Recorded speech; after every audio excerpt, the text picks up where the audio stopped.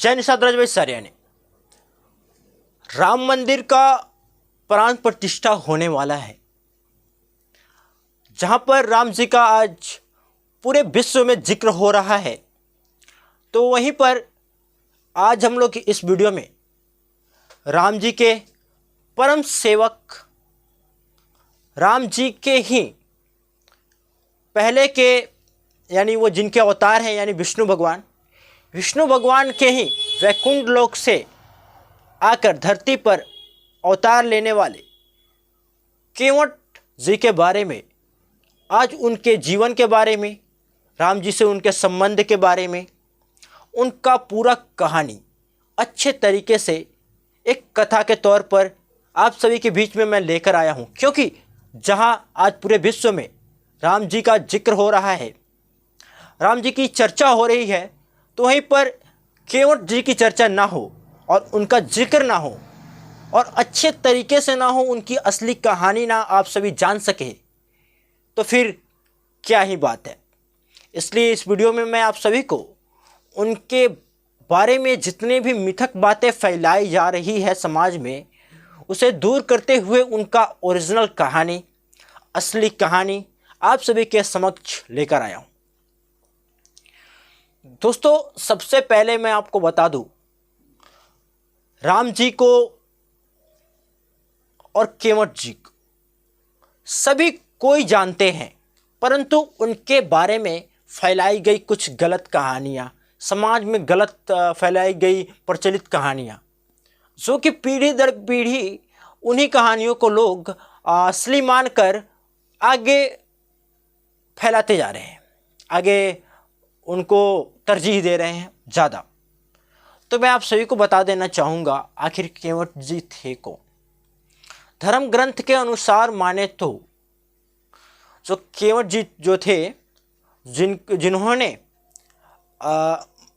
माता सीता को, राम जी को, लक्ष्मण जी को और निषाद राज जी भी उस नाव पर सवार थे, जिन्हें केवट जी ने अपने नौका में बैठाकर नदी उस पार ले गए थे, यानी जल के रास्ते ले जाने में उनकी मदद की थी।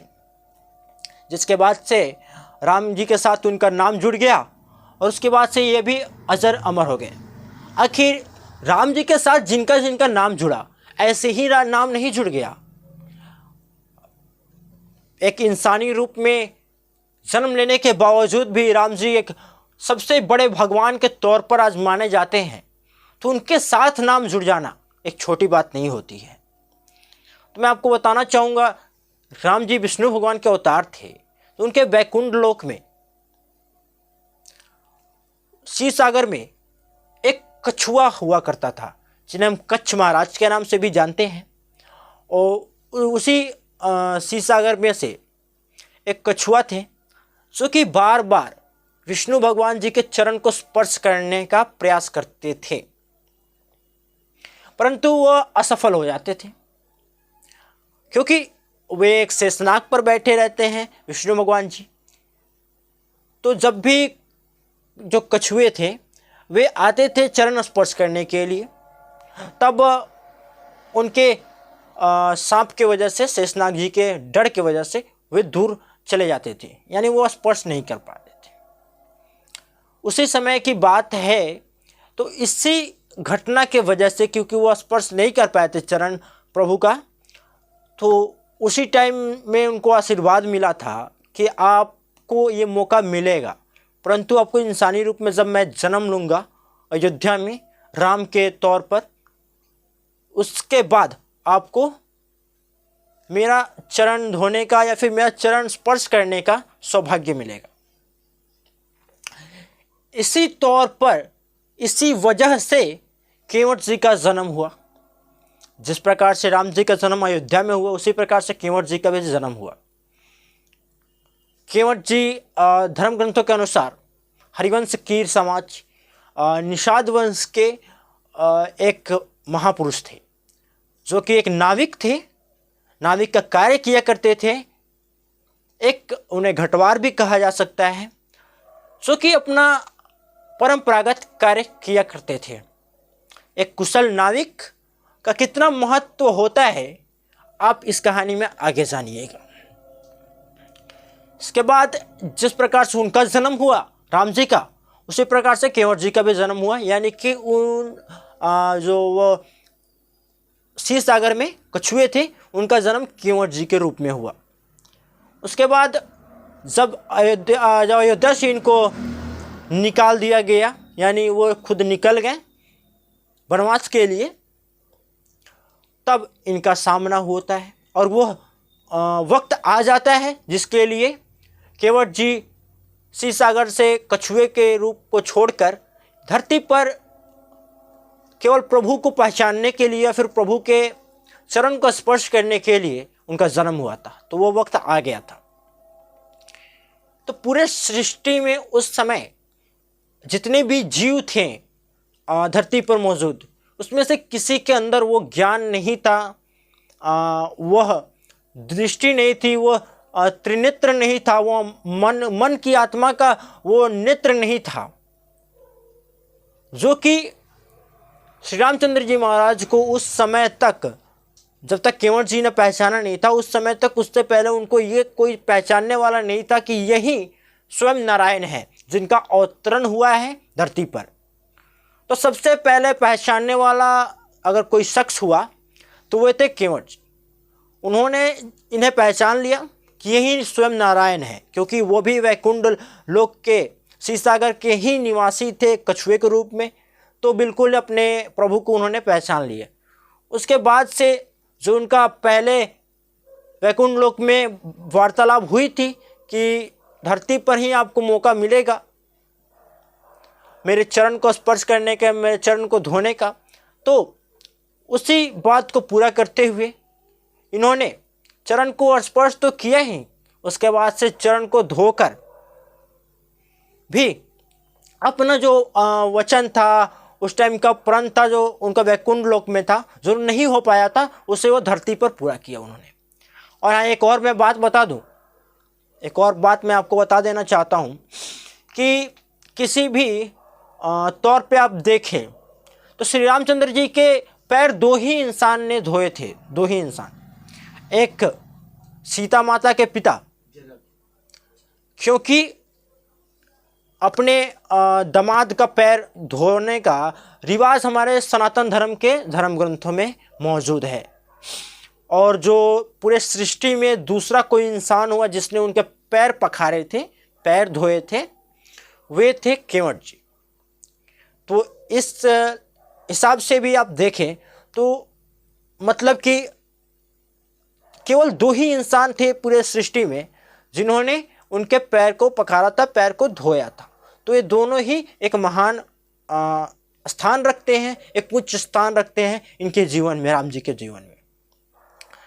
और कई तौर पे आपको ये भी सुनने को मिलता होगा कि केवट जी को कई असामाजिक तत्वों के द्वारा ये कहा जाता है कि शूद्र जाति को के नाव पर भी बैठकर वो गंगा पार की, शूद्र जाति को भी वो अपने मतलब सम्मान दिया उन्होंने। मैं उन सभी से पूछना चाहूँगा, अगर केवट जी के नाव से वो गंगा पार नहीं करते तो क्या जल में तैर कर जाते? क्या खुद से नाव बनाकर उसे खेव कर जाते? जल के माध्यम से, जल के रास्ते से उन्हें जाना था, तो जो उस समय के जो जल के राजा थे, जो जल का कार्य किया करते थे, उन्हीं के अकॉर्डिंग उन्हें चलना था। कुछ गलत सोच के दोगले लोग जिनके अंदर कोई सोच नहीं है, असामाजिक तत्व जो कि सनातन धर्म को जानते नहीं है, जो कि धर्म ग्रंथ को पढ़ते नहीं है, वो ऐसे गंदे शब्द का प्रयोग करते हैं। तो इस प्रकार से आप देखें तो क्या राम जी खुद से पानी में तैर कर जाते हैं? नहीं। हर एक स्थान पर हर एक इंसान का महत्व था, उसके अकॉर्डिंग उन्हें जाना था, तो केवट जी का सहारा लेना ही पड़ता, उनके अलावा कोई रास्ता था ही नहीं। तो ये कह देना कि कोई उपकार कर दिया उन्होंने केवट जी पर, राम जी ने कोई उपकार कर दिया कहकर कि आपके नाव से जाएंगे। कोई उपकार नहीं किया था, उन्हें जाना ही पड़ता उनके नाव से, तो कोई उपकार नहीं कर दिया उन पर उन्होंने।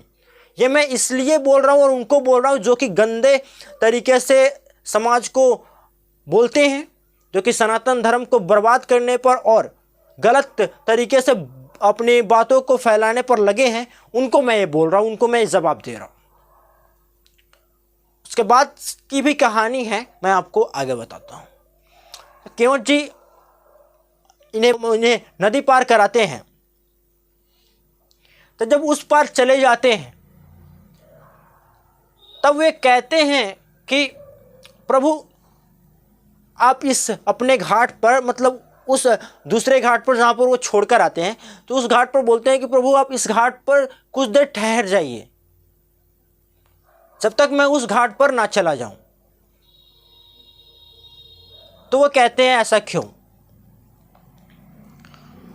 तो ऐसा इसलिए होता है, वो बोलते हैं कि अगर आप यहाँ से चले जाएंगे मेरे उस घाट पर जाने से पहले, तो आप चले जाएंगे, फिर मैं इस घाट से उस घाट पर अपने जाऊँगा वापस, तो मेरा ये घाट भी खाली हो जाएगा और वहाँ पर भी खाली हो जाएगा, और दोनों घाट पे कोई नहीं होगा। तो एक घटवार की, एक केवट की एक मतलब कि उनके जीवन का एक अहम भाग होता है जो कि उनसे अच्छा कोई समझ नहीं सकता है।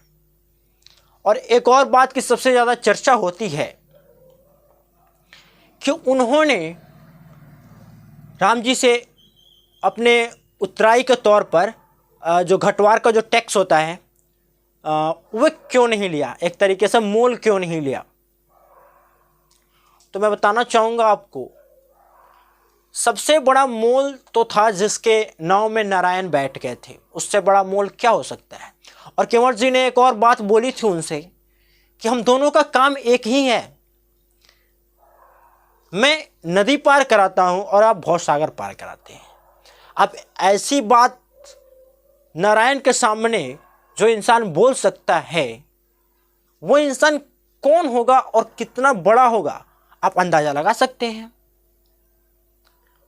कुछ गलत असामाजिक तत्वों के द्वारा गलत जानकारी फैला देना, उनकी बातों को मान लेना, ये बहुत ही निंदनीय है। मैं उन सभी का खंडन करते रहता हूं। माता ने अपनी अंगूठी निकाली थी, मैरिज रिंग, जो शादी के टाइम पर पहनाया जाता है ना, वो निकाली थी, जो कि राम जी ने उन्हें पहनाया था, वो देने के लिए। अब सोचिए कितना बड़ा चीज़ था, वो देने के लिए निकाला था, बट उन्होंने नहीं लिया। तो एक प्रकार से जो केवट जी का जो तो कर्ज था वो राम जी पर रह गया, क्योंकि उन्होंने मोल लिया नहीं, उन्होंने बिना मोल लिए उन्हें नदी पार कराई थी। तो कर्ज आज भी राम जी का केवट जी पर है ही, आज भी है, पूरे केवट समाज पर उनका कर्ज है। बशर्ते उन्होंने कहा था कि अब हमें चाहिए नहीं, क्योंकि आप बैठ के मेरे नाव में प्रभु, इससे बड़ा क्या चाहिए। क्योंकि वे पहचान लिए थे, बाकी पहचानने वाले तो थे नहीं कि वही नारायण है, एक वही पहचाने कि हाँ वो नारायण है। तो जब नारायण को उन्होंने पहचान लिया तो फिर उनसे क्या ही लेना। उन्होंने कहा कि जब मैं या फिर मेरे वंश के लोग मरे तो आप उन्हें भवसागर पार करा देना, बिना टैक्स का, बिना मोल का। और एक और बात, जो नदी का जो पाट था, जब ये पार करा रहे थे तो बहुत ही कम था, मतलब कि ज़्यादा दूरी का नहीं था। मगर जो केवट जी नाव को ना बार बार इधर उधर ले जाते थे, कभी नीचे पानी, मतलब कि जितना धीरे हो सकता था उतना वो धीरे करने का प्रयास करते थे। तो राम जी को भी लगा कुछ तो गड़बड़ है, आखिर आप इतने धीरा नाव को क्यों कर रहे हैं, और जो रास्ता है वो बहुत कम दूर का है, बहुत कम समय का है, पर इस समय ज़्यादा लग रहा है। तो केवट जी ने एक बहुत ही अच्छा जवाब दिया था श्री रामचंद्र जी महाराज को। कहा था कि कुछ ही क्षण में आप परेशान हो गए प्रभु, जब आप 84 लाख योनियों में हम इंसानों को अप डाउन कराते हैं, कभी इस योनि में, कभी उस योनि में, कभी उस योनि में, 84 लाख योनि में जब भेजते हैं तब आपको समय नहीं लगता है, तब आपका सोच कहाँ जाता है।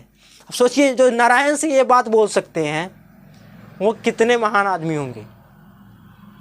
तो उसी समय राम जी उन्हें आशीर्वाद देते हैं कि जो भी इंसान गंगा में श्रद्धा से, मन से, दिल से, साफ मन से स्नान करेगा उसे 84 लाख योनियों से मुक्ति मिल जाएगी। अब आज के समय के लोगों का ना दिल साफ है ना मन साफ है, तो उन्हें क्या ही मिलना 84 लाख योनियों से मुक्ति। सभी अधर्मी पड़े हैं, कोई किसी प्रकार से तो कभी किसी प्रकार से। तो वो उस टाइम का बात था, रामयुग का बात था। आज के अकॉर्डिंग उसे ना लीजिएगा, क्योंकि आज के 99% लोग जो है ना वो अधर्मी ही हैं। वो कुछ भी चेहरे पर बोलते हैं, सामने बोलते हैं, अंदर सबके अंदर मैल है, तो कोई साफ बचा नहीं है। सबके अंदर किसी न किसी चीज़ की चाहत है, किसी न किसी चीज़ को पाने का लालच है। अगर लालच है, किसी चीज़ को पाने की चाहत है, तो उसका मन साफ नहीं कहा जा सकता है। तो इसलिए आज के समय में वो कहना कि गंगा में स्नान करने के बाद 84 लाख योनि से आपको मुक्ति मिल जाएगी, तो आज के समय में वो बात पूरी नहीं होती हुई दिखती है। परंतु ये बात उनको आशीर्वाद मिला था उन्हीं की वजह से। जो आज लोग बोलते हैं ना कि गंगा में जाकर स्नान कर लेंगे तो सारे पाप कट जाएंगे, किसके वजह से आशीर्वाद मिला था? ये इन्हीं केवट जी की वजह से। और एक और कथा प्रचलित है, मैंने कई कथावाचकों के मुख से भी सुना है कि केवट जी ने उसके बाद अपनी आंखों को फोड़ दिया था। जब वो उन्हें गंगा पार करा कर आए, नदी पार करा के आए, तो जब ये इस साइड आए तो अपना आँख को उन्होंने फोड़ लिया था। अब ऐसा क्यों? मैंने कई कथावाचकों के मुख से सुना है, मैंने खुद ये पढ़ा नहीं है, कथावाचकों के मुख से सुना है कि उनका कहना ये था कि जिस आँख ने स्वयं नारायण को देख लिया, वह आँख किसी और को नहीं देखेगा। और उसके बाद उन्होंने उस केवट का कार्य भी छोड़ दिया था, यानी नाविक का कार्य भी छोड़ दिया था, नाव चलाना भी छोड़ दिया कि जिसके नाव में नारायण बैठ गए, अब उस नाव में कोई और नहीं बैठेगा, इसलिए ये कार्य ही मैं नहीं करूँगा। ये थी कुछ महत्वपूर्ण कथाएं, कहानियाँ और महत्वपूर्ण बातें सो कि केवट जी के बारे में और राम जी के बारे में काफ़ी प्रचलित नहीं हो पाई, क्योंकि ओरिजिनल कहानी कोई जानता ही नहीं और सुनने का प्रयास ही नहीं करता, और गलत जानकारी फैलाने के लिए केवल इन्हें केवट और राम ही दिखते हैं। जब भी इन्हें दलितों की बात आती है, शूद्रों की बात आती है, तो तुरंत इनका सुई अटक जाता है केवट जी पर। तो आज के बाद मैं बोलना चाहूँगा कि केवट जी को शूद्र, दलित और छोटा कहने से पहले इस वीडियो को ज़रूर देखें, और जो कहेगा उसको जवाब देने के लिए राणा इंद्रजीत सिंह निषाद सदैव तत्पर रहेगा, और उन्हें उनके भाषा में जवाब दिया जाएगा। अगर वो इतिहास के तौर पर बात करेंगे तो उन्हें इतिहास के तौर पर जवाब दिया जाएगा। अगर वो गलत लैंग्वेज में बात करना चाहेंगे तो उनके लिए हम गलत बनने के लिए भी तैयार हैं।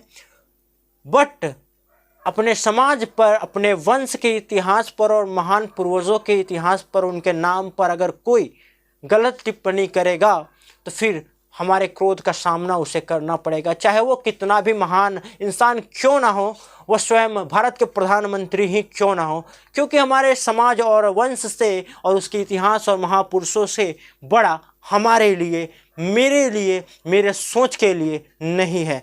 तो इस वीडियो को ज़्यादा से ज़्यादा उन लोगों के पास भी शेयर कर दीजिए जिनके अंदर ये गलत फहमी है अपने हमारे पूर्वजों के बारे में, और गलत खबरें फैलाते रहते हैं, गलत बातें बोलते रहते हैं। तो इस वीडियो को ज़्यादा से ज़्यादा उनके पास भी भेज दीजिए कि वो लोग भी सुन लें, समझ लें, और इनका इतिहास क्या था, इनकी कहानी क्या थी, अच्छे से समझ ले, पढ़ ले, और इस वीडियो को सुन ले, और बाद में गलत टिप्पणी ना करें। ये वीडियो आपको कैसा लगा कमेंट सेक्शन में ज़रूर लिखिएगा। और ऐसे निषाद समाज से संबंधित, निषाद वंश से संबंधित, निषाद संस्कृति से संबंधित हर एक प्रकार के वीडियोज़ के लिए इस चैनल को सब्सक्राइब जरूर कर लीजिएगा। धन्यवाद। जय निषाद राज।